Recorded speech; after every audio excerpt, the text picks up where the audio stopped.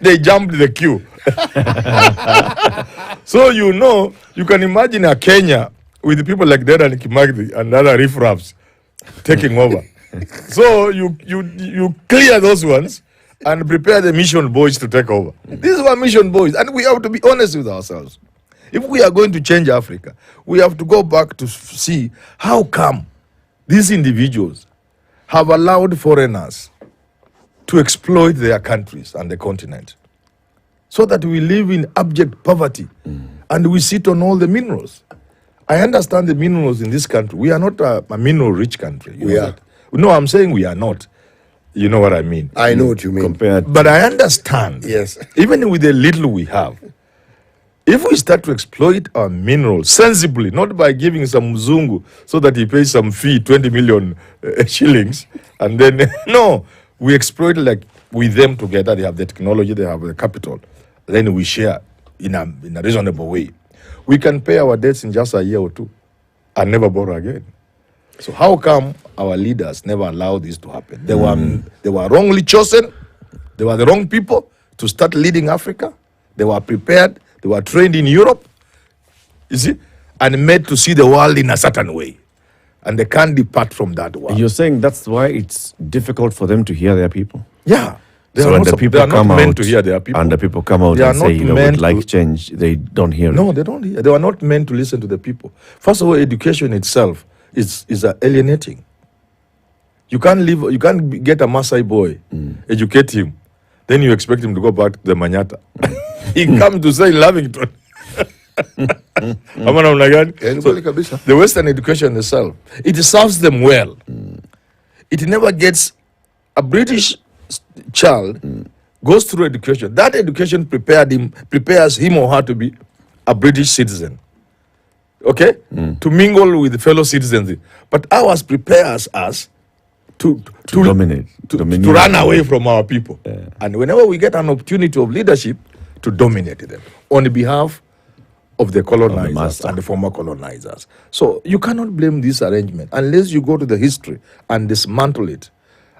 And I'm wanting to believe, CT and Eric, I'm wanting to believe that this revolution could just do that could do just that. You think it... To demolish the infrastructure put in place by the Mzungu to help the African lord over fellow Africans.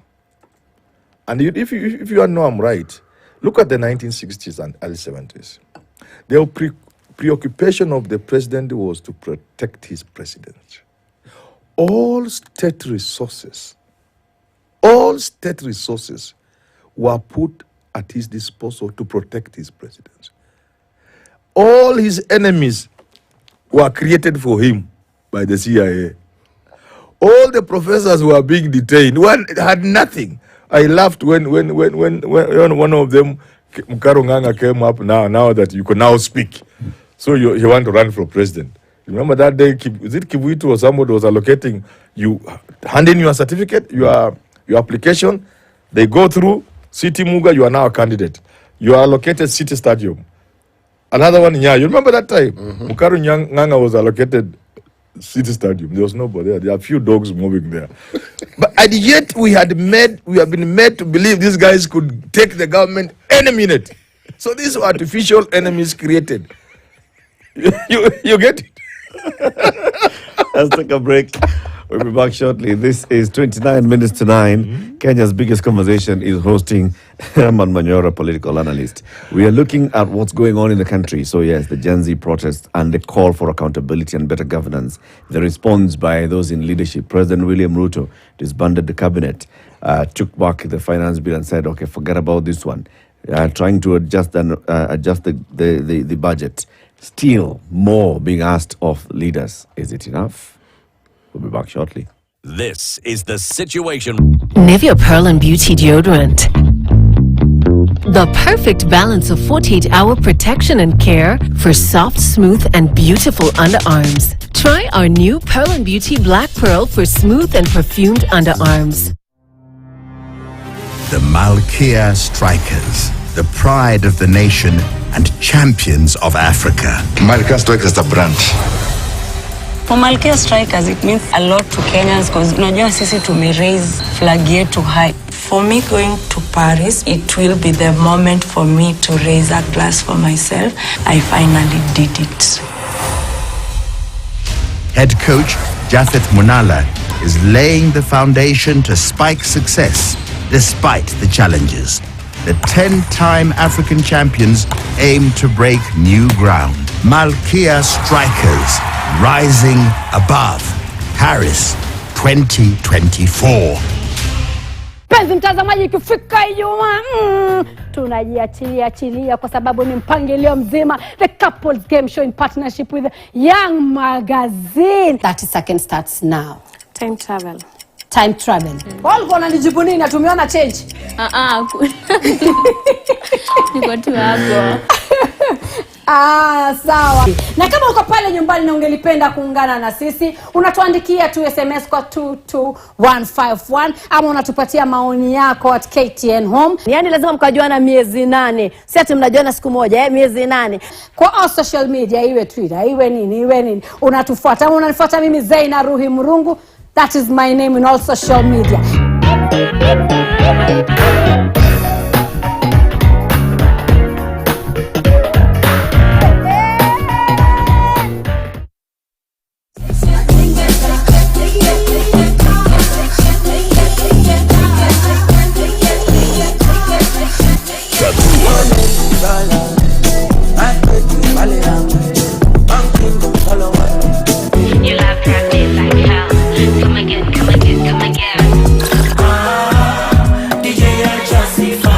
Tattoo.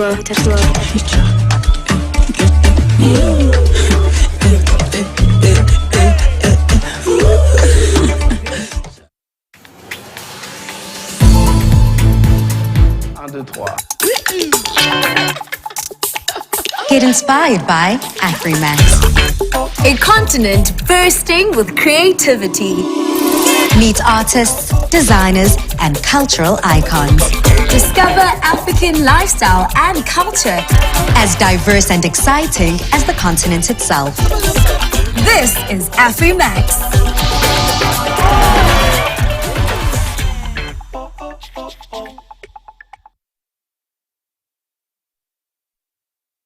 Cities. Do you expect it to be busy at GM? Yes, it is.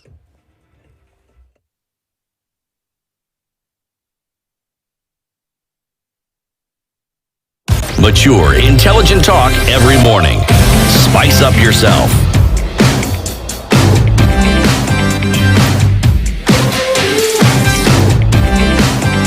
Mornings done right.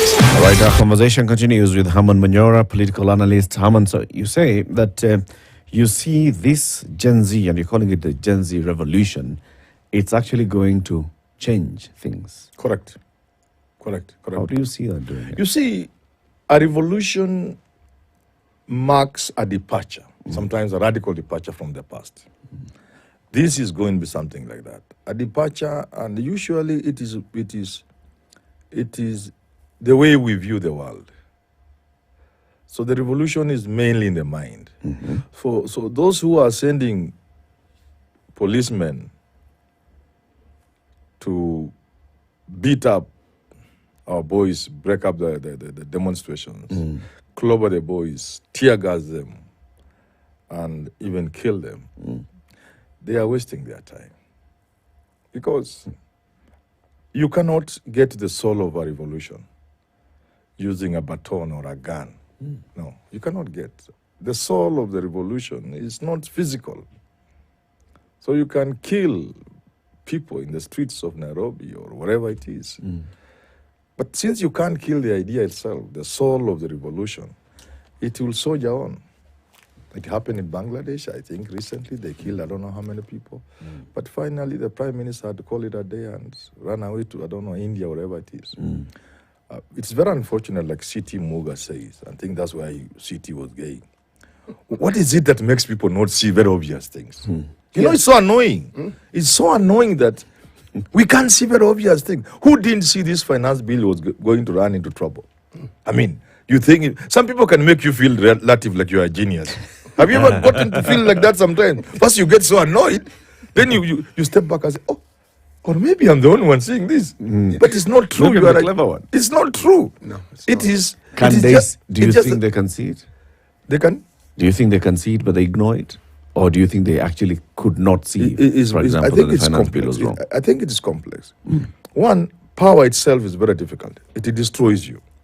Muga, since he's a man of literature, he will tell you of the Greeks. There's something I can't remember where there is a person following the king, always to remind him by whispering to him, "You are not a god." It is the Caesars. Yeah.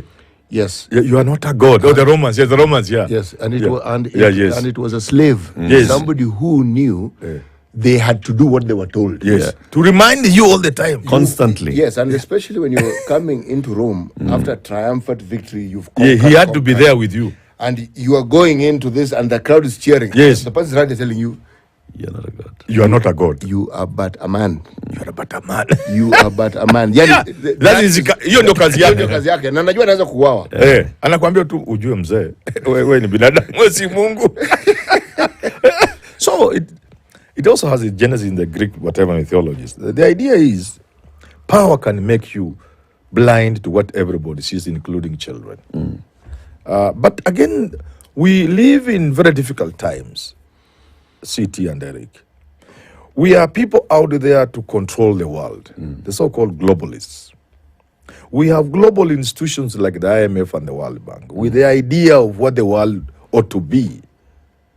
And they are making it very difficult for even a genuine third world leader to do their job. So sometimes we want to blame these people, but they are under spell, they are under capture, they are under direction. But my argument has always been, if we could get a few courageous leaders in Africa, now we have about 3 or 4. You know, those guys from Senegal, Cote d'Ivoire, the others are where? Niger, Mali. If a few from the English-speaking Anglophone Africa, like another 3 or 4 or 5, went in that direction, these globalists will have a problem dealing with such a big number. And then the trend will start where we can stand on our own and say, go to hell. I can imagine a president telling the French ambassador, leave. Leave. Leave. Just leave. Pack and go. People thought that was crazy, but the guy had to leave. And when he thought it was the crazy president telling him, the crowd was outside to tell him, please leave. So we will get there. And I see this Gen Z as a beginning that will start to put Africa on the path where we will reclaim what is ours, what God gave us. It cannot be that God gives us so much and we sleep hungry almost every day. It cannot be. Nobody can defend that. Why would you defend that? Why would you defend that? It cannot be the case that we are given so much, and amidst so much and such a plenty, people are dying of hunger and of very treatable diseases. You know, Haman, you bring in a very interesting point when you talk of the globalists. Now, every time someone mentions or goes in this direction and takes this discussion, one then is either labeled as a conspiracy theorist or as somebody who's just a wild thinker. But this generation of youthful leaders that we see in Western Africa, they are not the first wave of leaders who have sought to bring about change. There's a guy called Jerry Rawlings, the late. Sankara around the same time. Yes, around the same time. Jerry seems to have survived and died when he had more or less retired from politics, okay? Yes. But the history that we have in this country, whether you're going to talk about Patrice Lumumba, whether you're going to talk about Nkrumah, whether you just keep listing them. Magufuli recently. To my point exactly. Yes. Somebody who takes a simple step and says, look, folks, to heshimiane, as we say in Kiswahili, this gold is our gold. You're not going to be shipping it out in this form. Yes. You are going to smelt it here. You're going to add value here. Yes. Then we talk and agree on how this thing moves forward. Seems fair. Yes. Suddenly the person isn't there. When you say there's need for courage and there's need to take that step, there are leaders within East Africa who actually took that step An example is someone like Paul Kagame. Yes. He did something that very people have not done. It was called a francophone country. He changed that To English. He said, no. These are the people who sat when our people are being massacred. There's nothing of that sort. Correct. So the changes, we've seen snippets of it, but change is like a relay. If there was a marathon relay, that would be it. Where somebody starts and there are people who can pick this up and continue with it. Now I'm going to say something that most people may not particularly favor, but that's why the Communist Party of China has a success story to tell. Because they have succession plans. Yes. One may not like the way they run their business, but that again is you not liking it. But you cannot argue against the success that that party has made of their country. Much as you may try, you cannot. That's true.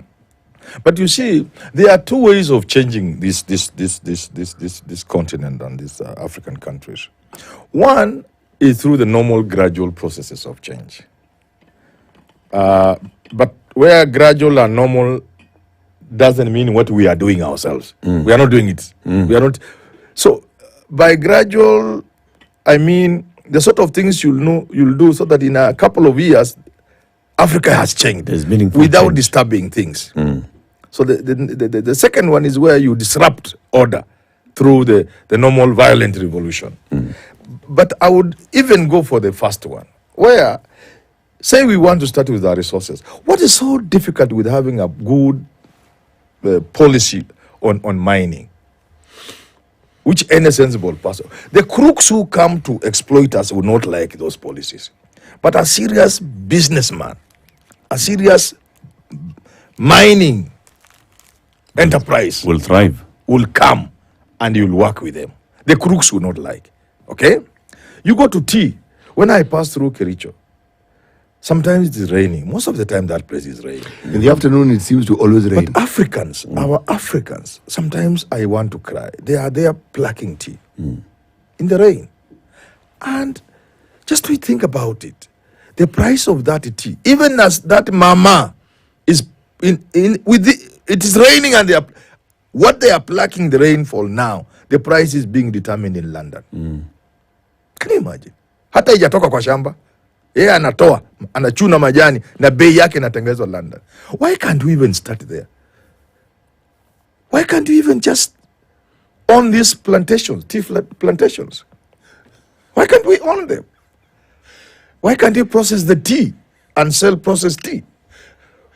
Nobody will come and kill you because you are not trying to create an African currency and to unite Africa like Gaddafi. You could invite a lot of trouble. But just saying this tea is ours. You have had enough of this tea. In fact, the leases have expired for most of them. You heard that story. We will renew the leases, but under different arrangement. Why can't we even just start there? So that this tea benefits this country. Coffee benefits this country. What does that require? The narrative that you are a cash crop country. That narrative. And you see how it's being celebrated by guys who sit at Treasury. The so-called economic advisors. These are, I call them houseboys. These economists. How much from coffee? How much from tea?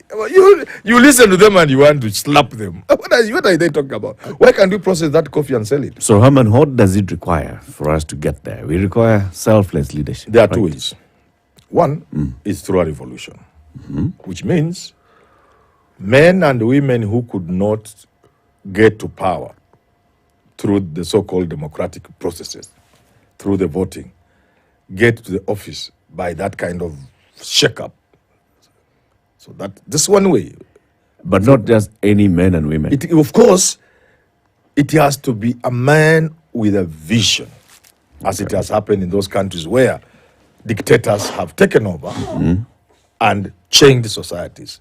Cuba was a slave island. You may hate, Fidel Castro, but he turned a slave island into a country with the highest literacy rate in the world, with the best arrangement for healthcare in the world, and many other firsts, and many other countries. You may even hate it, but Russia. So first, you need those individuals, with a vision, those men and women with a vision, and to get the power, who are completely and 100% committed and dedicated to the nothing country but and changing the people. society. So how they get into power now is a second. Yeah, second. So But the it's a second part is revolution like, you see, or- like even Russia, and you know, Russia has the harshest winter. Hardly 4 years later, they are superpower. You see what I'm saying? But the other way is the normal democratic processes. And that's why this Gen Z may lead to that. The power that is being generated by this Gen Z could result in a man or a woman in State House who is not from the ordinary men and women we are used to. It's not Raila, it's not Kalonzo, it's not Ruto, Musalia. it's not Musalia, it's not any of these guys. Somebody like Eric Latif. The guy say, Eric, we have listened to you, you have ideas. Go to State House and change this country. That could happen in 2027. So Okay. anybody who is underrating this Gen Z thing is joking. Now, the thing is, Yes. again, we start with that person. Yes, that It is that man or woman Yes. who is completely dedicated to the Yes. country, who A just person wants with to a do vision. the best thing for this country. Correct. And the vision is long term. Long term. That They're dream- not coming dream- here to dreams do are long a term. 2-year, 3-year, 5-year thing. Yes. They don't want to be judged by the next election cycle. No. Theirs is a foundation, and somebody else comes and picks A up man that who goes to foundation bed- and continues. A man who goes to bed when others are dreaming about their girlfriends and things like those and money, he's looking at Kenya 50 years from now. And he can see a Kenya that is better than Dubai. That guy who created Dubai, he had a dream. When he shared it with the people, they thought he was mad. Yep. Look at even small things like Morocco, in countries like Morocco. Some of the wonders you see. A guy comes up with an idea and everybody thinks he's joking. Okay. That is what we need in this country. Those ones were lucky. It's guys who are in, the monarchy. Yes. And they were at least Just lucky to be. It was lucky that this person Yes. who is aligned to become the next leader Yes. is actually also thinking Yes. very well. Now, in the case of Kenya, how do we identify those people? Because my- now the Gen Z, like you're saying, the Gen Z are pushing. Yes. And as they push, then Yes. there is importance of the emergence and the identification Of a person. of the leaders, not just one, because A then couple of people, yeah. the leaders who are really mean well for the country. Correct them. How do we identify I'll them? tell you this. Like with any other revolution, many people will fall by the wayside. There will be, of course, look at people like Raila now, my friend. You see, has already fallen by the wayside. And others like him. After this one, these ones are obviously, everybody can see they have lost it. They are my friends. But I tell them they have lost it. Imeenda. Hii yao imeenda. Hiyo imeenda kinao ameenda. They will never come back to the political scene of this country. But miracles happen in politics. Then there will be others who will hang on. I want to call them pretenders. And more heat will be generated. They will be required to make tough decisions, tough choices. That again, you will see them disappear. Let me give you a good example. Kalonzo is left standing when Raila goes to Ruto. But you know there's pressure on him. When I saw him with Raila and the other day, I said, hey, hii pressure ni kama kameanza kuzaa matunda. So, will he withstand the pressure that will be put on him? Him and the rest, Eugene Wamalwa. By who? By the system. By Systems don't go down just like that. By his friends in the system or by the citizens? Systems go down fighting. So the system is fighting. They will fight. They will use their friends. They will use even foreigners. They'll say, wewe hata hutaenda America ukiendelea hivi. So that pressure will result in a number of these people. So this revolution will sort out the pretenders and the traitors and the people betraying the cause. As we move to 2027, it is quite possible that the men and women left standing can deliver this country. It's possible. But again, many of these things are bought. We've read about revolutions. They are hijacked. You saw Egypt after such a successful onslaught from the people. You remember that Tahrir Square? Was it Tahrir Square or whatever it is? Tahrir Square. But the whole thing was hijacked later on. Yep. Because sometimes these revolutions, like what we are saying, they have a problem with two things. One, structure. Two, leadership. So in the absence of the structure, it becomes difficult to even to identify the leadership. So then demagogues take advantage and take over power. or in the case of, for example, Bangladesh, those people who are protesting, they have not taken over power. It's the military. So those are the hazards. But they are calling for the person whom they think or they feel should lead. Eunice. Yes. Yes, that would be good. That'd be good. It sometimes it happens. I just hope. But as a caretaker, the challenge again comes. Yes. You have this person as a caretaker. Yes. So what happens after him? It's the same thing that we saw in Sudan. Sudan, yeah, correct. Revolution, get Bashir out, caretaker, then what happens? Then what happens? Then the military says you are not even doing anything. Yeah. Or like in Sudan, military now starts fighting each other. So it is difficult. That's why I say we should avoid the path of destruction, the violent revolution. We should just remain with what is peaceful change. And that's why I embrace the Gen Zs. They can lead us to peaceful change. Peaceful change. When the Gen Zs say Ruto must go, they don't mean Ruto must leave status. Certainly no. They are not that foolish. They mean let's change our bad ways, our bad manners. Let's put in place policies and measures to see this country realize its potential. Let's have a minister who during his 5-year stay at the ministry can help create 1 million jobs in that ministry. You see, that's what they're asking. At least you and I, Herman, see it that way, right? Because I also believe that the Ruto must go hashtag and call is not necessarily for Ruto the person to leave State Ruto House. the bad manners. It's Rutoism. The manners of the politician. And Rutoism is not about Ruto. It's just Not about the this person, cabal of leaders at top they are level. not that naive. They've got to change. But there are those, Who see Herman, who their message is very clear. William Ruto must cease being the president. He must physically leave. They are, you see, they have their rights. They can say what they want. But democracy allows you to say anything, including crazy ones. You see, leaving, it is easy to say. But as we have said here, so what after leaving? So what after leaving? It is easier for us to leave the bad things. What is sad is that because we cannot leave our bad things, then somebody has to live physically. You see, it's very sad that you, instead of you just giving us a sensible cabinet, you are going to recycle people. You are bringing people that represent the worst of this country and you give them to us. Then you do another thing, then another thing. Then you are just telling us you are not capable of doing the right thing. You cannot change. You cannot leave bad things. Therefore, now Ruto the man must physically go. leave. So that's where the risk is that. Yes, that's the risk. It moves from being Ruto change the way we are governed. Yes. Ruto take charge and listen to us and do as the law requires. Yes. And then if that doesn't happen, then it goes into you Ruto, then go. You go. No, you are not even told.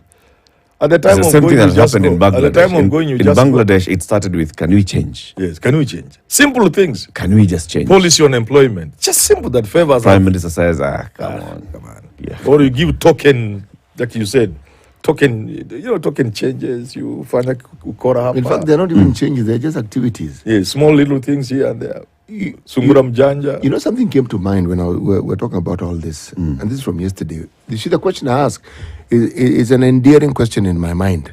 Okay, is it that when somebody ascends to political leadership, they then get conditioned? Because it's when someone is conditioned that they will keep repeating the same habit, even when it is clear that this habit is not, or unless something in the ecosystem. And in our case, when one knows that there will be no adverse consequences for the decisions they make and the actions they take, then it's like they are encouraged to continue making those decisions. That's how impunity grows. Yes, exactly. And that's why, as you say, you are asked to bring about change. Now, there may be qualities that the people whom the president decided to nominate, they may have qualities that we do not know.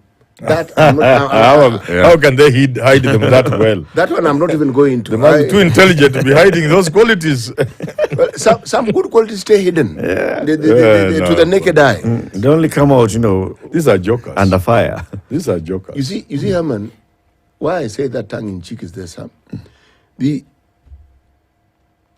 manifestation of what we see is actually something that must be studied carefully. how it is, the rot sets in and then it solidifies. So it becomes what people in that particular class call normal. They've normalized it. That it is normal for a third world country like ours to remain poor and dirty.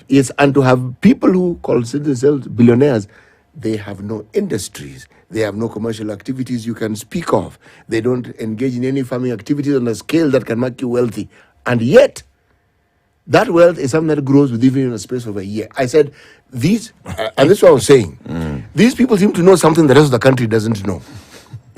No, they know. I will tell you what they know. Yes. They know we are foolish. They know we are just stupid people. You can't know or they think? They know we are just stupid. They can get away with it. So it's confirmed? Yeah, I think. It's confirmed we are stupid. Pardon? It's confirmed we are stupid. I think we are stupid. By accepting, how do you even allow such a people? How do you even allow people like this to lead us? How?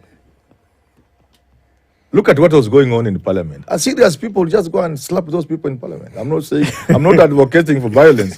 But when the vetting was going, I just felt like getting one MP and another and banging their heads, bang! And then I take another. It is so sad, Latif, because we are laughing about something that is very serious.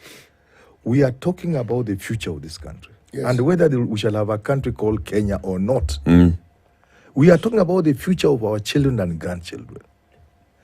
What's going on in the parliament, that circus, has a bearing on what Kenya is going to be in the next 100 years. Very direct. So it's not a laughing matter. True. And yet we are just there, cheering them on and laughing. But they know. And going on Twitter. They know that we are stupid. They know we are stupid. Sad. Sit here. Let's get into the news first, and then we will continue this conversation. Herman Manyora, political analyst, is here for this conversation today. What are we seeing in the country? In the next hour, we talk about the vetting of the cabinet nominees and what we expect to come out of Parliament. Good morning. It's 9 a.m. Umetenda baba, yote ni makuu, maana wayatenda kwa upendo.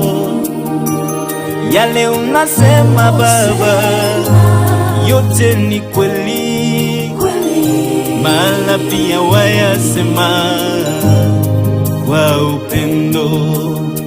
Oh, yale umetenda baba, yote ni makuu, maana wayatenda kwa upendo. 75 days since the last day of last season.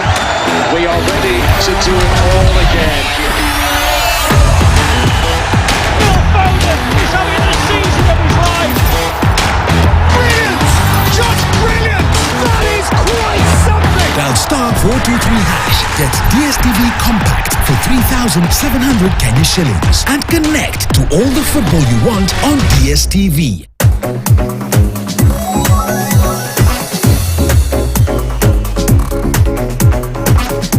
I make my Tuesday count by reading the Financial Standard. It helps me make much better and smarter financial decisions.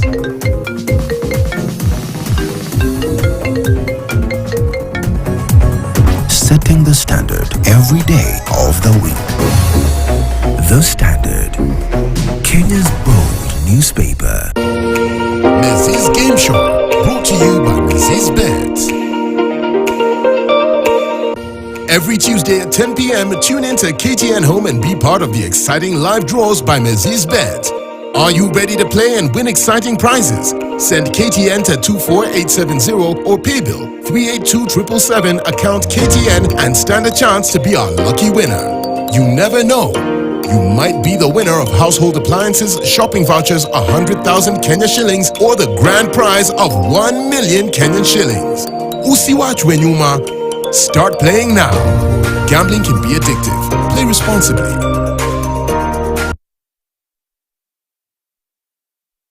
A woman with big dreams. I'll soon have enough money to pay for my tuition. I proclaim you as Saint Rita, the patron of all nurses. A man with family secrets. Dad, how'd you end up to be a corrupt city engineer? Dad, and all of our money? In a person's life, there's always someone who will totally and completely turn your life around. That woman is my wife. 3 hearts burning with passion.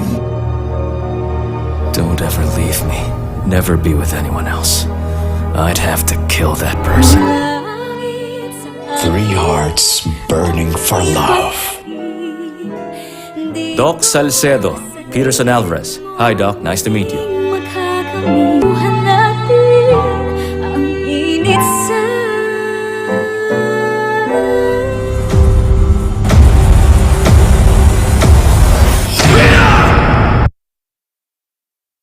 Nivea Pearl and Beauty Deodorant. The perfect balance of 48-hour protection and care for soft, smooth, and beautiful underarms. Try our new Pearl and Beauty Black Pearl for smooth and perfumed underarms.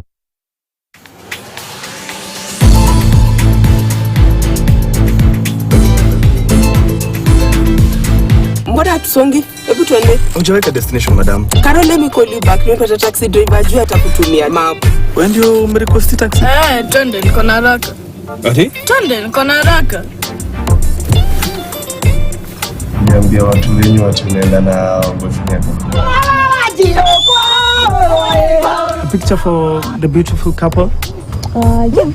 Okay. Na hao marafiki wanakufundisha tabia mbaya. Sitaki kukuona nao tena. Na hapana, itabidi uanze kusikia venye Shosha anakuambia. Shosha ni nani?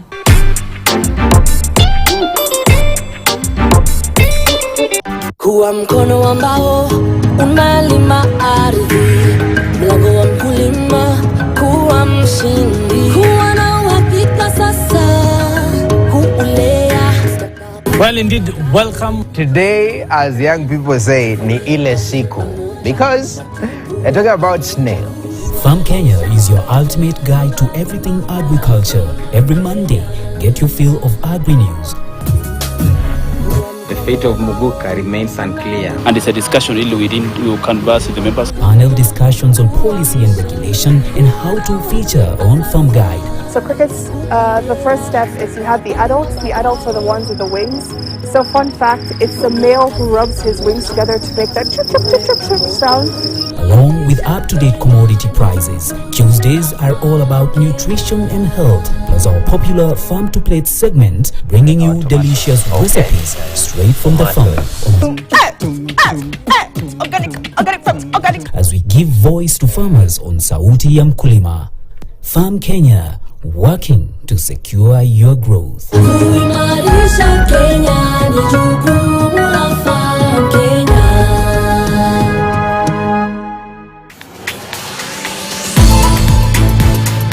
A brand new season of The Art of Living is here.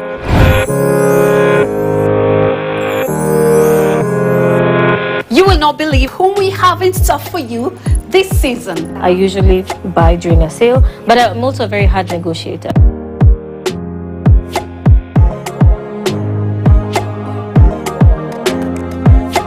The homes are nothing short of magnificent, exquisite, and unique.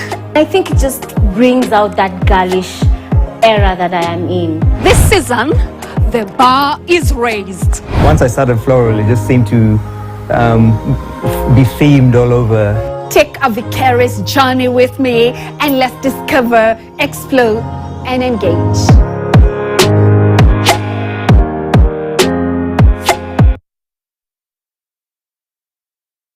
Majuka ni kama unarusha mamikono tingisha kichwa chungo sivunje kisogo teremuka teremuka kakonokono basi ni kionjo twende mamiondoko banjuka juu life ni fupi na misi jifungi na weka shida chini na tupa mikono juu banjuka tu hey! Nasema tena banjuka tu hey! Bila kujali kono moja mbele ngine yenderembe paila paila yoni ganjarende zungusha kiuno alafu wacha iende Goda tena strictly makwela no other gender Goda tena petit ina weza but picking you dance ya kudonjo ni dance ya majuu dance ikishika unazungusha mguu right to the left unazungushia juu ili dance ya majuu. Agent Provocateur, the man in the chair, seasoned journalist, news hound, a man who believes in punching up, not down. This is the Situation 7 Room. after 9, on to the final hour of the Situation Room this morning. Herman Manyora, political analyst, is still our guest here. NCT, just remind, how much do you need to go for a comprehensive medical checkup at the Aga Khan University Hospital or its clinics? Kenyan shillings, 9,950. Let me just simplify it. Kenyan shillings, 10,000. Remove 50 bob for fair.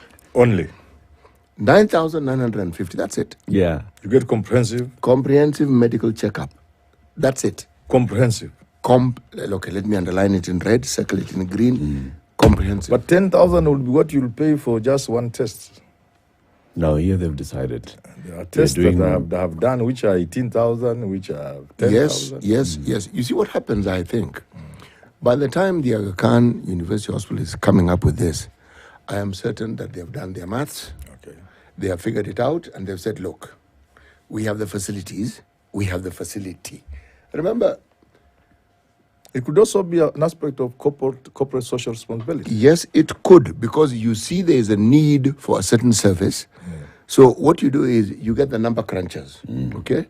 The actuaries tell them, do this maths for us and tell us, what do we need to actually provide this service? Something that will be affordable and which will actually provide the service that is required. Correct. Yes. Also remember, it's a checkup. It's mostly a checkup. It's like when you take your car for service, and first they do a checkup. Before they charge you for it. Yeah. So they're checking, are the wheels wobbling? That tells you there's something wrong with that system. The tie rod end, the bush, the rack ends, the tie itself. They can tell. That becomes a poor analogy, Latin. So they're doing all those poor things. analogy. So Because they're checking. They're checking your blood pressure. In the health. They will not take you to MRI. It is that. MRI now is a secondary. Yeah, I know that. It is because something detected a few things has been detected. Wamekushek na mayo wakaona hii thyroid end zimeisha. Acha tuone kama ni thyroid. Actually, you see, a wellness checkup tells you the state of your health and also advises you on what to do next. Okay, because even when you go through some of the more comprehensive tests that require some very high-tech technology, after you've gone through it, you are then told what you then need to do. But that is an important first step. You really need that step because it is a very important pointer as to what ought to be done. Yes. Now, after giving Herman 2 Maragoli proverbs, yes, please remind us the African proverb and let's hear his interpretation. Yes. Don't laugh at the fallen, for the slippery path is still ahead. Don't laugh at the fallen, for the slippery path is still ahead. Herman, how would you interpret this one? Yeah. It's true. Don't laugh at others because they have misfortunes. How sure are you yourself will not get the misfortune? How sure are you that you're immune? Yeah, you are immune to misfortunes. Yeah. And don't actually the bigger message there is, when people don't get into trouble, they don't always get into trouble because they are either reckless or stupid. So that may make you think you are clever. No. Oftentimes people get into trouble because of reasons beyond their control. And so it calls for empathy. That proverb calls for empathy. Yeah. Now, Herman, one of the things that resulted from the Gen Z protests was the disbandment of the cabinet. So the president dissolved his cabinet. He said, I have dissolved the cabinet. Everybody go home, save for Prime Cabinet Secretary Musalia Mudavadi. And then a few days later, he nominated the first batch of 10, and then thereafter he nominated the others. The reaction from the public has been varied. There have been those who have said, no, surely, this whole thing is a sham. There are those that have said, well, yeah, some of these guys who are even being brought back, they performed well, and it's okay, they deserve to be there. The new names that have come in there, they sound like they are good, and maybe we need to give them a chance. The parliamentary committee is due to hand over its report to Parliament. It's expected to do that today, and then MPs will vote on this. But what is your vote? From the moment the president announced the first 10, and then announced again the second 10, and the final 2, what did you make of it? A vote presupposes they are candidates. So as far as I'm concerned, and from where I sit or stand, there are no candidates. So how do I take a vote on non-existent candidates? What do you mean? You see, the whole thing must go back to the dissolution of cabinet. Because I'm one of the people who are on the far front of asking the president to do that. I'm not saying he did because of me, but I'm on record. I even did an open letter to him in my YouTube channel. And the reason why people dissolve cabinets at the times of crisis is to achieve something. It's always a very important step governments take at the point of crisis or instability. You dissolve. You want to send a message. That's why you do so. You are not dissolving cabinet because these guys are not performing. No. You are dissolving cabinet as a way of buying back the public you have lost. Okay? Mm-hmm. So it's a no-brainer that the confidence in the president is at its lowest, if any. Mm-hmm. People don't believe the president. People don't trust him. That is as bad as it can get for any government.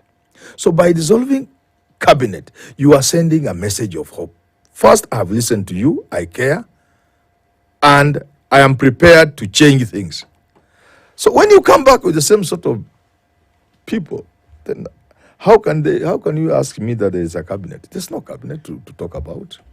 But even as you make nominations of that nature, there are utterances in the public domain. Say, Kwani, what is it that these people want? I have dissolved parliament. Yes. I'm sorry, not parliament. Cabinet. But it was a nice Freudian slip. Okay. Yes. I have dissolved the cabinet. I have done this. I have done this. Exasperation. I have done so much. Is it an understanding that what they have done, in their opinion, is much? Yes, that is the opinion. It is a lot. But is it enough? It's not a question of, I started by saying, it's not a question of their competences. Yes.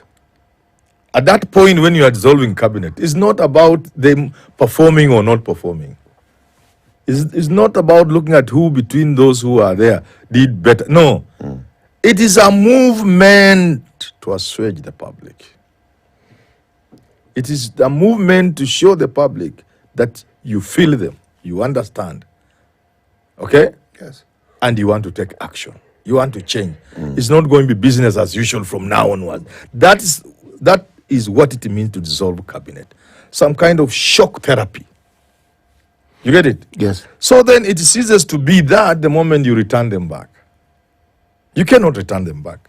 In fact, it is not in our circumstances. The circumstances under which cabinet was dissolved would rule out completely returning even one of them back to cabinet, irrespective of how good they were. But in any case, I am not seeing anybody competent in that cabinet. Even the new trend. There may be one or two people who you could give a chance to, one or two people. But the circumstances under which they have entered cabinet, when public confidence is at its lowest, when public has no trust in government, what assurance do I have my friend Opio and I will perform under those circumstances? But because public confidence is very important in public affairs. You get it? You require public confidence for you to deliver.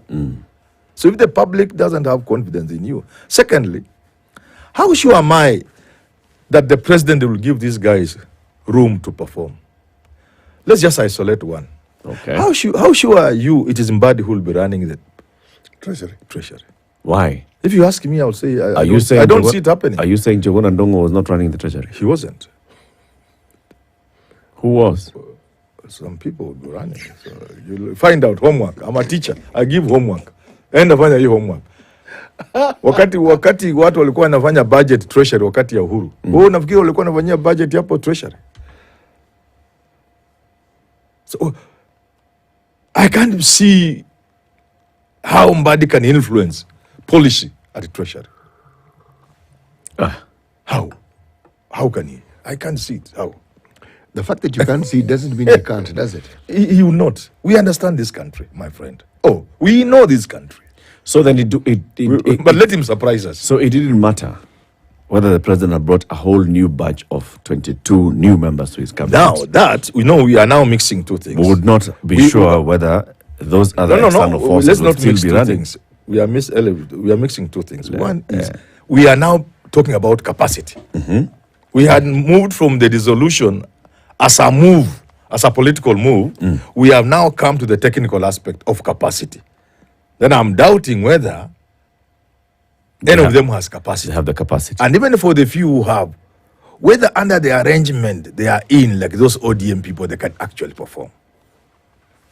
Now, when it comes to a new set of cabinet, it was going to achieve a political purpose. Okay? To convince the country that the president is serious. As to whether they would in the end perform or not, that will be another story. Because for you to perform, you must be given what is required for you to perform. In fact, from the word go, you must see the appointing authority as serious, as wanting you to work and perform. But many people are given assignments, and from the word go, you know, nobody intends that you perform anything. We kula mshahara, chukua allowances, na uende nyumbani. Safiri. Umeona watu wameenda EACC kama kina PLO. Wanafika huko wanajaribu kujifanya ati we want to be MPs, vet them, sijui wale wame false mileage. Wanawambia we didn't bring you here to work. Go home. That plays it out in many of these other places. That you are appointed not to work.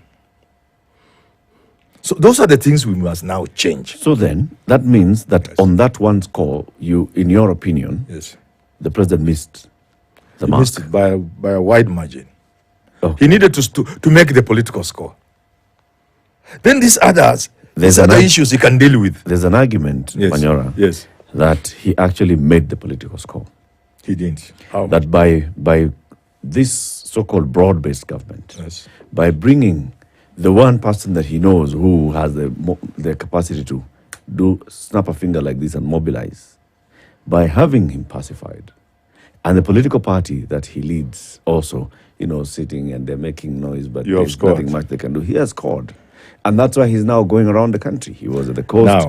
Now today he's going to central Mount Kenya. He has been there before. He's traveling around the country. And when he goes to that part of the country, people are welcoming and cheering him. I was asking this question the other day. Do you think this, pushback, the president missed the point, the president is tone deaf, the president... Do you think it's just an elitist conversation, an urban elitist conversation? Sometimes, yes. But in rural Kenya, people actually they're looking at these guys and they think, well, yeah, it's fine. Let's start with scoring. And because C.T. Muga is a teacher, comes from the community where people sleep and eat football. Let's talk about scoring. C.T. Muga may not be as old as I am, but he must have been there when we had a man called Lidonde. Not the original Lidonde. The one who used to be told like akipewa penalty goalkeeper anasema anaondoka. Yes. Not that one. Anatoboa net. Tony Lidonde, you know him? Yes. Not Elijah. Yeah. FC, and later, before that, later, I think Abaluya. He played with Abaluya briefly, I think, but mainly FC. Abaluya Football Club. If he was not fielded, girls there's a problem. will kill the club manager, or you call them coaches. I'm not a football fan. And then it got to a point where when AFC is not scoring and is losing, he's anapelekwa ndani, like pretty much like Roger Miller. Yes. You remember? Yes. Popular crowd demand. And somehow they would score. Somehow they would change things. Roger Miller, remember? And then Tony Lidonde. In fact, in Miller's case, it is the president. Yes, who says, put that man down. Miller was 40 years old at that time. Yes. But it gets to a point, even that Roger Miller or Tony Lidonde, he can't even carry his weight. So it won't make a difference. That's why people like Raila are. Not by virtue of age, but the way they have played the game, they have come out badly. Have they always come out badly, or is it now? Now, they have survived the game for a while, but he has gotten to a point where they won't add much value. So if you are thinking by bringing Raila on board, you are safe, then you are also have very bad news for you. It won't work for you. In fact, people just laugh at it. I was conducting some business in Kisumu last weekend, and take it from me. There's disquiet. Not many people are convinced Raila has taken the right. I want to ask you again. Yeah, so not many. The direct question, Herman, Yes. is this disquiet, is it popular? Popular to mean that there are many people who are not happy? Yes. Of course. Of course. Is it that a majority are not happy? Or Let us separate two things. There are many people who are not happy. Let us separate two things. But a majority are silent, but they're happy. They're okay with either way. Let us separate two things. Genuine concern that we are not doing well, leading to unhappiness and even anger. And voting perhaps as a result of the same. These two things are different. But if the concern, the unhappiness, the anger were to decide the voting, Ruto and Raila on one ticket cannot get 30% of Kenyan votes. So that's the mood in the country. It's that bad. However, when it comes to voting, other factors come into play. So we are aware of that. But if you are asking me whether Kenyans are genuinely unhappy or happy, the simple answer from the villages of this country, including where the president comes from, including where Raila comes from. Yesterday on television, I don't know which station, I rarely watch TV, there were boys moving in Kapsabet with those famous mipini, what do we call them in English, the long batons, those rungus, the ones for the djembe. They have become a uniform. They were in Eldoret, Kapsabet, Kakamega, and I think somewhere else. But there were people, more than them, condemning that and ready to fight them. You get it? Yes. Yet this is where the president comes from. They may have been talking about the governor. The same was in Kericho. You would have been surprised. I'm sure you must have been surprised at the reception of the Gen Z thing in Kericho, places like Kericho and Eldoret. And I took time to look at the crowds in Eldoret. Because one will be easy to dismiss that those people demonstrating in Eldoret during the Gen Z revolution were not the president's people. Because it was not true. Because Eldoret is cosmopolitan. Yeah, that's what people say. Maybe they were Kikuyus, they were Luos, they were not. The overwhelming number of the demonstrators were young men and women from that community. So you get it. That should lead you to conclude, Eric, that people are not happy with what people can see things are not right. Okay. As to whether they can use that anger in 2027 to drive change. That is a different story. Because we live in this country and we know people can be very rational. Someone like Muga here can speak very good English and come up with very good discourse about this country. But when he retires into that booth, he becomes a Luo. My voting patterns have nothing to do with my education. Yeah, you see? Absolutely nothing. That's where the problem now is. You go to your blood. But now, that's now the danger. You see, the danger now is, CT. Yes. That because left on the dictates of democracy that will result into an election, people may not necessarily get change. This is now how I would advise the government. This is how people, opportunists, can take advantage of the situation for their own, towards their own end. People who know if they were to face Ruto and perhaps Raila, they may not succeed. You know, they can harness this revolution to their end. And that's why sometimes we have already said here that some of these revolutions end up producing nothing in terms of leadership and therefore bringing no desirable change. I want to take you back to the end of the era of the Moi government after the president then had handed over power to Kibaki. Yes. And was driving out of Uhuru Park and people threw mud at him. I was right there. You were there? When history was being made, I was there. Yes, exactly. Now, in the time when Moi was the president, I don't think anyone would have dared even conjure the thought that they would throw anything at his. But they did it that time. On that particular day, they did. Yes. Because they knew he was no longer in power. Yes. In my mind, it is instructive. It's instructive in this sense. There were people who were tired of that government. Yes. And probably the numbers were many, because if you look at the crowd that was there that day, it also told you a story. Yes. Okay? Numbers that people could say had never been seen before. Yes. Now, when we hear, when we read, when we see people, predominantly young, youthful people coming out, and the message seems to be the same. Yes. It's a manifestation of the same. The only difference is that this president is still in power. He has not left. Yes. So nothing is being done upon his departure. Let me go back to the question I asked. In full view of the entire world, with an intelligence service that informs you in greater details about these things, yet we see the questions Eric and his two compadres asked when they went for the interview. What is it that makes people, because it's not now one person, miss all this? You're seeing it. It is clear. Things that you never thought would happen, they're happening. We're not accustomed to presidents being told off in public. We are seeing it. We're not accustomed to presidents being booed in public. You're seeing it. Because there was a build-up. Yes. It didn't happen. There was all this build-up. You happen to be in power, conjoining powers, you still don't see it. That really is what bothers me. No, it shouldn't bother you.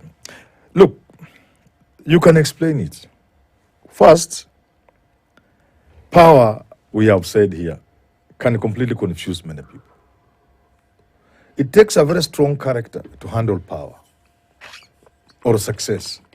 You've seen people running across the field, Boston Marathon, they make millions, and these dollars destroy them. Handling money. Handling success is not easy. So you can explain it by way of just what power would do to an individual. Secondly, when people are fighting to get to power, they are supported by people. The people who support people to become presidents or prime ministers don't do it because they love them. They do it because they have interest to pursue. And they can also leverage on their power to ensure you deliver on what you promised. It's not like you can get there and forget. If they want business, if they are the ones bringing Adani to do the airport, you can't deny them. And they have the dollar. So that's another reason. Another reason is the simple one of looking at the next election. And therefore, there are those things you can do and those you must avoid if you are going to win the next election. But the bigger problem, like I've said this morning, we live at times when there are powerful forces across the world, domiciled in Europe and America especially, bit of it even in China, out to dominate the world, out to recolonize the world, out to destroy the world in the way we know it today, and even people with experiments on human beings.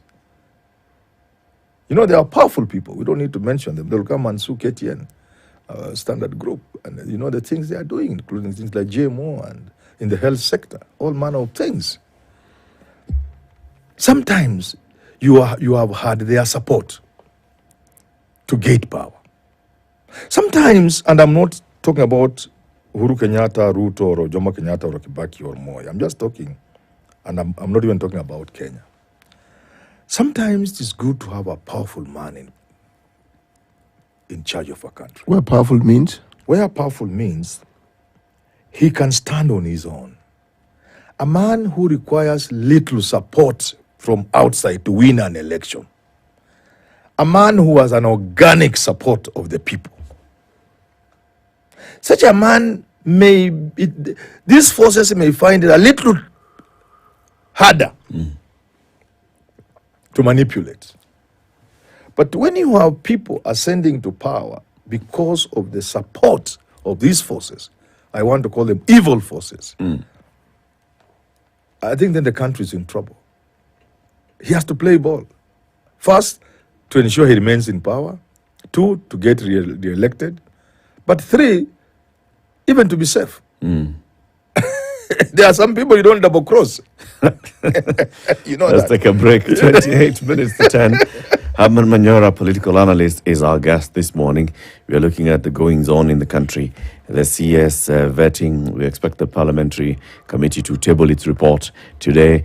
Tomorrow is Nane Nane. The youth have said they want to come out again onto the streets tomorrow. Nane Nane, another round of demonstrations. How safe are they? What are the security measures? The acting IG of police says, we are prepared. If they are peaceful, there will be peace. If there are any elements that are not peaceful, we will deal with them accordingly. What does all this mean to the country? Keep it here. We'll be back shortly. This is This week on What's Your Story, we continue with the story of Dr. Catherine Masitsa, also known as Dr. C. Being Dr. C, what's that like? What's that even? It's about being real. Yes. Living life on your terms. Biting it with the biggest spoon and just being. Ask yourself, when you're living, even in the morning, if I was fearless today, what would I do? Be fearless and go and do that which you want to do. I love that.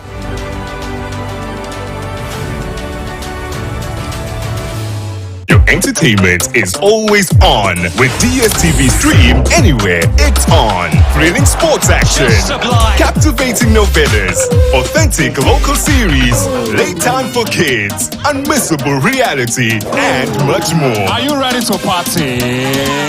It's all on with DSTV Stream. Plus, it's already included in your subscription. And all you have to do is download the app and get your stream on. Anywhere.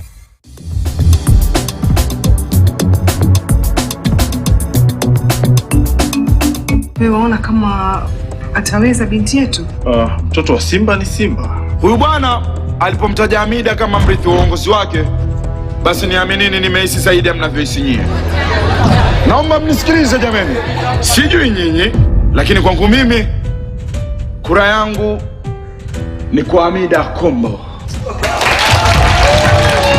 Jabir, tutaonana tena. Siwezi kupa uhakika wa hilo. Yale uliyofanya ni mambo ya kitoto. Kumshukuru mtu aliyetusaidia. Sasa utashukuru watu wangapi? Sawa, niambie wataka nini? Na kutaka wewe. Nishaposa. Lazima ukweli uzungumzwe. Kweli gani? Labda tueleze kweli kilichotokea baina yako na mzee Gama. Mimi sijani unavyochukulia. Lakini haya yote nafanya kwa sababu ya mwanangu.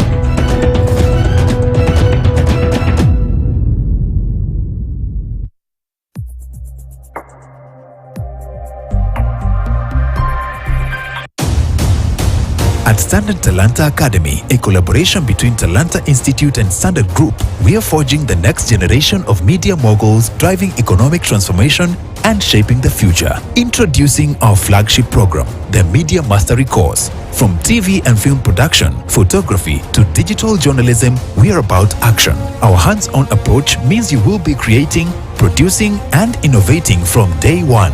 But we don't stop at technical skills. We empower you with life and entrepreneurship skills. And with Standard Group, home to KTN, Radio Maisha, Spice FM, Vibes Radio, The Standard Newspaper, and more, you'll have unparalleled access to real-world experience and opportunities. Enroll now and ignite your journey in the heart of the creative economy. Visit www.talanta.ac.ke or call 0724 468 468 for more information. Standard Talanta Academy. Unleash creativity. The U.S. Secretary of State had a phone conversation with the president. And the statement that came out of that was that, they discussed and they said, protect the safety and guarantee the safety and security of the protesters. And of course, your laws and your constitution that allows picketing. It's good for that to happen. Coincidentally, yesterday, at the DCI headquarters, the U.S. Undersecretary for Civilian Security, Democracy and Human Rights was in the country, and he was meeting with the DCI boss, Mohammed Amin. The U.S. Department of State Undersecretary for Civilian Security, Democracy and Human Rights, Uzra Zeya, has paid a courtesy call on the director of DCI, Mohammed Amin, in his office at the DCI headquarters. He was accompanied by the U.S. Ambassador to Kenya, Meg Whitman, and they encouraged the DCI to continue sustaining the fight against corruption to ensure provision of services in strict observance to human rights and the rule of law for a safe and secure society. Amin registered appreciation to the U.S. government through its embassy for the support being given to DCI through various partnerships, including support for investigations and prosecution of cases of gender-based violence, of course, everything else apart from demonstrations and the current goings on. That is what the DCI, of course, reported. But I'd expect that they discussed, response, maybe concerns being raised that units coming out of DCI are involved in abductions. This person is responsible for civilian security, human rights, democracy. Americans know how to play their game. First, they know what is going on in the world. They could not even have been surprised with what happened in Bangladesh, and they are never surprised. They know what's going on. So you can read this whichever way you want. One, they could be genuine and be advising government, looking at what's going on around the world. The approach you are using will make situations worse. For every one person you kill, you bring into the movement tens of thousands who would not have been there. You create more anger. For every one abduction, and with the social media and the way these things are profiled in the media, you bring into the movement, into this anger movement, tens and tens of thousands of people who would have had nothing to do with the demonstrations and even what's going around them. So Americans are aware of that, and they may be telling government, look here, if you continue like this, you'll create more anger than you can handle. And when it gets to a time when you have 200,000 people marching in Nairobi streets, it will be the end of you. They could be sharing this information genuinely. Do you read something? When at the height of the demonstrations, yes, and this is coming after the state visit by the president, and then the kind of media coverage that, this is the president who had a state visit, had been accorded this honor, first time for an African president in 15 years, and this and the other. So Americans have been supporting him, and now there's a popular uprising against his administration. Secretary of State calls, and it's made public that they discussed the issue of, security. Cabinet vetting begins. The U.S. Embassy in Nairobi releases a statement and says, as the vetting begins, we encourage Parliament to ensure that the issue of integrity is primary as they are vetting.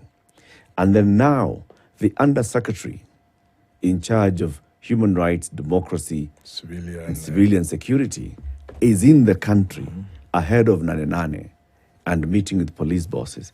Do you read? That's what I'm saying. I was saying there are two ways, according, and maybe more, but for me, two. One is genuine to help a friend. Look here. Look at integrity when vetting me. Genuinely concerned. Handle the demonstrators with some respect and follow the rule of law. Follow your own constitution that allows for these demonstrations. Avoid police abductions and brutality. From a genuine friend. Okay? But Americans also know their game. They could be seeing where this thing is going and trying to distance themselves from the current administration. And that's why you are saying they are making these things known to the public. So that whichever way the thing goes, they say, we are your friends. At the right time, we told you, you can now see. So they will remain your friends perpetually. Because even as they were receiving the head of state from Kenya, you mean they didn't know these things were happening? The level of intelligence they have is so high. They knew there are human rights violations. They knew all these things were there. They knew corruption was there. This cabinet hasn't just happened. They were there. People were flashing millions of shillings when Ruto was in the States. Even the way the people who went with him, even the delegation alone. You mean they were blind to that? They saw that. So this one could be a genuine friend telling you it's getting too much. Take care. It could also be huyu sasa mimi wacha nijitenge na yeye should kama katanuka. Pilato. That's me have nothing to do with this guy. And that's why I think we need to look for the bottom line. We are our own keepers and minders. We don't need America to come and tell us how to behave well. We must learn to behave well. You don't need your neighbor to tell you to feed your children, do you? How do you get to a point where your neighbors must come to tell you, the way we see these children, they have not eaten. So we cannot allow situations where foreigners like Americans will be the ones to tell us not to kill our children in the streets, not to abduct people, but not to vet and pass nominees who are tainted with corruption. We should do it ourselves. This is just bad manners which we must abandon. You see, the Americans do it because those in their country who are in political leadership are held to account by the electorate. And they know it. They know it. You will not get away with it. Yes. Because that's them. That's them. The question will be, why are you supporting this person? And they have this record. Questions will be asked. Correct. So when they come visiting, and they make it public. How many times do visitors come in and we don't know they have come? Yes. We might know they have gone. But this one is being made public. Public, yes. So this is deliberate. Even for their own consumption of their own people. Yes, this is what we have done. This is where we have gone. Yes. So please, and it's in bright light so that you are flashing light. So you even with with an election around the corner. Yes, exactly. How do we trust you? You can take care of America in terms of democracy, human rights, when you are supporting people elsewhere. Yes. It's always featuring in American elections. A leadership such as the one we have is titled very well by the West. They understand it and they have names for it. Yes. Okay? You know, you mentioned Bangladesh. If you read what was in social media and what was being said, it is also said that these same Americans spoke to the Prime Minister and said, Madam, this thing, wewe, toka. Because it is said she was not listening to anybody. She was telling the police, hammer these guys more. She was telling her special unit, hammer. The military said, no, this we're not going to do. This one we're not going to do. Remember, it is said also that the leader of the military, the head of the military, is married to her cousin. Okay. So all I'm saying is, with all these things happening, and you are a superpower, and the only way you prove you're a superpower is because your sphere of influence is broad. Yes. And when you move in a certain direction, you're listened to. Now, this is where I want to make my point. The Americans know how to look after their interest. Correct. Why is it that we can't look after our interest? That's the question I'm saying. Why do we need a foreigner to tell us how to behave? We know what we need. We know what we need. You know, I like Kenya because our problems are very simple, very minor. It is just bad manners. I'm telling you, if we stop bad manners in this country, if our politicians stop behaving badly, you keep talking of South Korea, you talk of Singapore, those will be children before us. We will be soaring in the skies because we have everything for takeoff. The conditions for takeoff have always existed in this country. You can't say that of many countries. No. So it's just bad manners. It's just doing what we have been discussing the whole morning today. Why can't these people do the simple things they're being asked to do? What is so difficult in doing these small things? There's nothing difficult. There's something called a competing interest. Yes. Because on the one hand, when you hear our political leadership speaking, yes, many a time they're very convincing. You feel, okay, this time we're going to see something. But what they don't talk about is what the other competing interest is. And the competing interest is to get rich very quickly. Yes. Okay? Yes. Now, that cuts across and goes against the grain of anything that may actually genuinely help the citizenry and may actually take care of those of our population, those of our citizenry who actually need that help. Until such a time money ceases to be what it is in this country, there will be no progress. True. Because money is the focal point. Everything rotates around money. Eric Latif may be a very smart young man, speaks good English, seems to have ideas. But when he leaves the studio and boards a matatu, nobody will listen to him. They want to see the sort of animal you are driving and the home you are going to park that animal. you know, then people can listen to you. So until we get to a point where we know money is a medium of whatever you call it, for exchange, Yes, it is a medium of exchange. That's what just it is. To give you what you need. Yes. It has no other value. So we are giving money value doesn't have. So if we don't get beyond money in this country, we will never get quality leadership. We'll never get anything. So we must handle the issue of money. And if I was the president, I will have a clear program of doing that. First of all, people steal in this country, and people need money, not just because it gives them social status, because also it is sometimes necessity. Corruption is an industry. which if you close today, many of these things will close. These high-cost schools will close, all of them. If you are able to strangle corruption and theft. These shule kubwa zitafungwa, these nice clubs where people buy a soda at 5, zitafungwa zote. These big vehicles, the people selling these big vehicles, they will have nobody to sell to because it is an industry. But it also comes because there is need for that money. So a good president will have to go in a good party seeking power would have to go in the way of a welfare state. A welfare state then means there will be free quality education. There will be free quality healthcare. Free. You just, akuna shifu, akuna NH, akuna, you just go in. You are a Kenyan. That's all that's required. And you are treated, you get the best treatment, you go home. If you are admitted, free, you leave. Nobody asks you for any shilling. And then there will be policies on health, on housing, that will make Kenyans live in decent houses, affordably.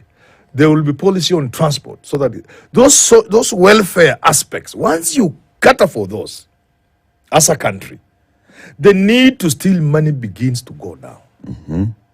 You see, the ordinary men and women who do ordinary stealing will find it unnecessary, because they are squeezed into corners from where if you offer them, I know you must have read No Longer at Ease. I did. When Obi Okongo now is faced with the worst, this girl must have procured an abortion and it cost money and he had nothing. He had to take a bribe. You get that? Sometimes those situations arise. And therefore you must close those avenues by making Kenya a welfare state. It's not difficult to provide free education and free healthcare, because all you need to do is stop corruption, stop theft of public funds. And there's enough money to do that. So it will affect everything else. And until you deal with what money means to Kenyans, and of course there will be other issues you will take. For example, the country must go completely electronic.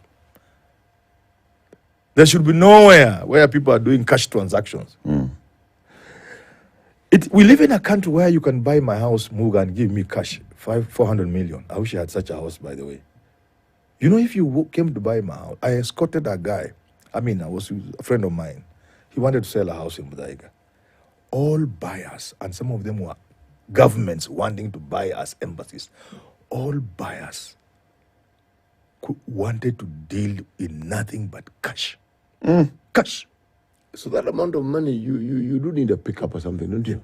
So, you come in dollars. They say in dollars. Or so if it's in dollars, then the boot of your big car can suffice. So, that tells you one way of taming theft and corruption in the country is to put systems so that there is nothing you can buy in this country and transfer to your name.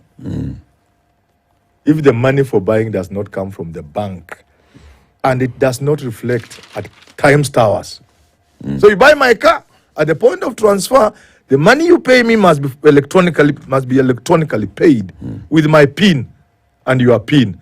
And that transaction reflects at the taxman's office. At where? Times Tower. These are the small things we can do to deal with this theft. But the people in charge benefit from the theft, so they cannot put those measures in place. But a host of them are also not with the capacity to think in that direction. Yeah. You know, what you just said, must look for somebody who actually understands this and probably comes from a country where they have done these things, and so that we know how it has worked. But it does. It does, yeah. It's like how automation works, where you reduce and you minimize the point of extinguishing the human participation in that process. Yes. Apart from probably switching a button and doing this. You see, you are right when you say that so long as fundamental services are unavailable to people, and so long as people have to struggle to pay for things which are fundamental, like education, like healthcare, housing, and so on. Yes, what you've then done is you've opened the door for corruption to thrive. So you must deal with that first. Yes. You're right. Before you tell people to stop stealing. Yes. You must make life livable and bearable. Yes. So, so this great need to steal will not be there. So if I was at treasury, for example, and I'm body, Within 6 months, I'll come up with measures that will reduce corruption by significant margins. I'll make it very difficult for people to transact certain businesses. I'll work with the DCI. In fact, DCI has a problem fighting crime because when people steal money, they just go and spend it. Yes. In other jurisdiction, utapatikana kwanza in the way you are spending. Unaenda kununua gari na cash. Watu wanakuzia gari wamepigia DCI simu. Kuna mtu amekuja hapa na cash. You be having something against this guy here. This guy is coming with $200,000. But Herman, there are many regulations that try to contain that, to control that. Not the regulation in the manner in which you are saying. Because regulation if you in went, a technical manner. If you went to, let's say, you came and I bought you a vehicle and, you know, or a house, like you're saying, and you give me 30 million shillings in cash. Yes.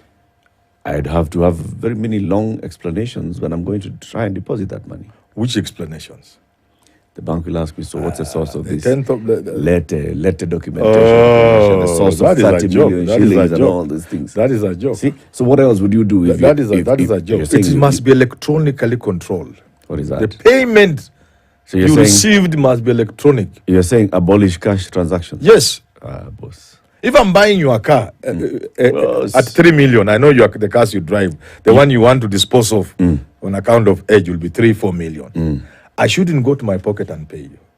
It's my bank paying your bank, and your PIN is there, my PIN is there. That transaction reflects at DCI for purposes of crime. There's a desk there. That transaction reflects at KRA for purposes of tax, and so on and so forth. That even helps us to fight crime and minimize theft. Because money you have stolen. So what are you saying? If you steal 30 million, if you steal 5 million, those regulations are already there. If you steal 5 million today, where you work, and you want to buy a car, there's nothing to stop you because you'll bring it to me. I give you my car. Yes, but then you will need to deposit it. Who says I must deposit? Okay. I'll also go and buy a piece of land in Luombe where I come from. There you go. Cash. And in cash. There you go. You see, Herman, the laws are there. But as long as you and I are okay with it. You are missing because you're the one who accepts to take. You are missing the point. Everybody. I don't want to depend on the goodwill of human beings. I'm just giving you a simple illustration. You are selling your car at 3 million. I want to buy it. I must pay the money by cash, or by electronically to you. Or else what? That is already there. Or else I don't buy. And I'm telling you. But today I can pay it by cash. Herman, yes, it's there. By saying that you must explain if you deposit anything more. Who tells you I must display? The law. The law doesn't. You must explain. Does the law stop you from having money under your mattress? No, it doesn't. But it says when you're going to transact in a bank, anything above 10,000 USD. Now they have increased to about 20,000. They increased about 15,000. 15,000 USD. It's about 2.2 million shillings now. Yeah. You must explain. Yes. You see, that is now trying to deal with it at that end. Yes. But you and I, if you accepted to take cash from me, and I'm the one who's dealing this, and I'm giving you cash, it doesn't matter what kind of law you put in place. But I want I'm saying there should be no situations allowing me to buy cash. So you're banning cash? Then I won't transfer the car. You get what I'm saying? Transferring the car or the house should be impossible if I paid cash. I must have paid through the bank. It'll always and be. The questions, now those questions will be important. Yeah. You get it? That's just one, and there will be a host of others. And because we are not thinking here, here we're just picking on top of our head. Yeah. If we give people to think on a table, to lay an infrastructure to make that possible, a technical infrastructure. Like Kidero came to power in City Hall. Is that, you remember? I recall. When Kidero came to power in 2013, City Hall, when he became governor. Yes. He just put a few measures in place and people were surprised the kind of money they were able to collect in a day at City Hall. Do you remember that? Yeah. So those are some of the things I'm saying. A simple measure of digitally collecting revenue at City Hall by Kidero. Brought in money here has not been surpassed up to now. You know the point that Eric is making, and which is valid, is that, yes, the human element in all these systems, unless we can find a way of completely curbing it, will always run interference, because people who understand systems will even craft it to suit their benefit, or to suit their purposes rather than benefits. So, as you say, There are people who are competent to look at all these things that we're discussing and more, put things in place and say, no, okay. But it can't work in isolation. We must have a functional judiciary, which will deal with violators expeditiously. Are you suggesting we don't have one? I have some little reservation, but little. You know, you can find yourself before those men and women, so we can only whisper.